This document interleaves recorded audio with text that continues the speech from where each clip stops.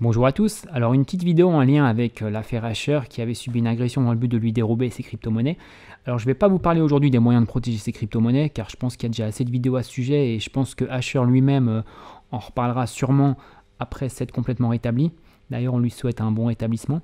Non, alors moi aujourd'hui je voudrais faire un petit rappel car je pense qu'il y a beaucoup de gens qui croient encore à tort que les crypto-monnaies sont anonymes, qui peuvent faire tout sans être inquiétés, qu'on ne les retrouvera jamais. Peut-être parce que dans le mot crypto, il y a crypté. Enfin bref, par rapport à l'anonymat, c'est loin d'être le cas et c'est même le contraire. Je prends l'exemple de la blockchain Bitcoin. Toutes les transactions, elles sont consultables publiquement. Donc, imaginons qu'une personne se soit fait voler des bitcoins pour une somme relativement importante, avec en plus une agression armée ou une agression violente, on peut penser que des gros moyens pourraient être mis en place pour trouver les auteurs. Donc premièrement, rien de plus simple que de suivre ces bitcoins volés. On peut facilement suivre des bitcoins, les traquer, savoir dans quel wallet, dans quel portefeuille ils se trouvent.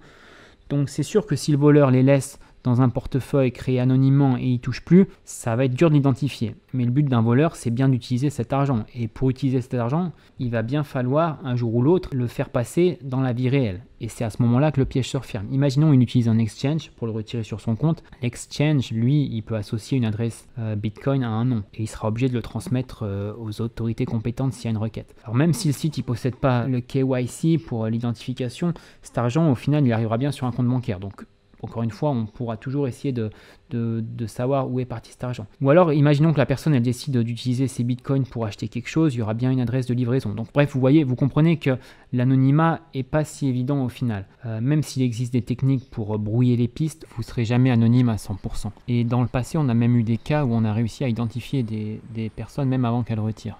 Le plus connu étant en 2013, quand le FBI était arrivé à remonter toute une filière sur le darknet et en arrêter l'auteur.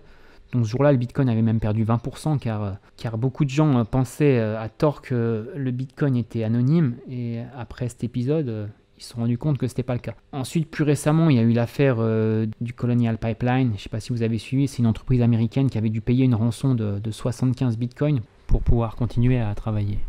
Et finalement, le FBI était parvenu ensuite à récupérer une bonne partie. Donc bien évidemment, ils ne vont pas donner trop de détails sur comment ils ont opéré pour récupérer ces bitcoins, mais c'est pour dire que même des pros qui pensaient avoir tout fait pour être anonymes peuvent se faire prendre si on se donne les moyens. Donc voilà, je ne suis pas en train de vous dire que si on vous vole vos cryptos, vous les récupérez.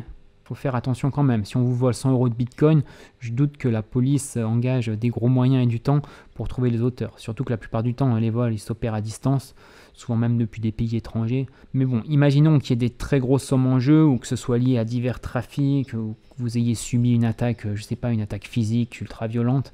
On peut espérer que des moyens soient mis en œuvre pour essayer d'identifier les auteurs. Alors oui, j'entends déjà certains me dire oui, mais il y a des cryptos qui sont plus anonymes que le Bitcoin. On peut citer le Monero, le Dash, le Zcash ou encore le Verge. Certes, c'est vrai, il y a des cryptos qui sont plus anonymes que d'autres, plus difficilement traçables que le Bitcoin, voire même certaines sont impossibles à tracer, mais attention, même si la technologie en elle-même peut rendre une crypto quasiment intraçable, ça reste des humains qui la manipulent.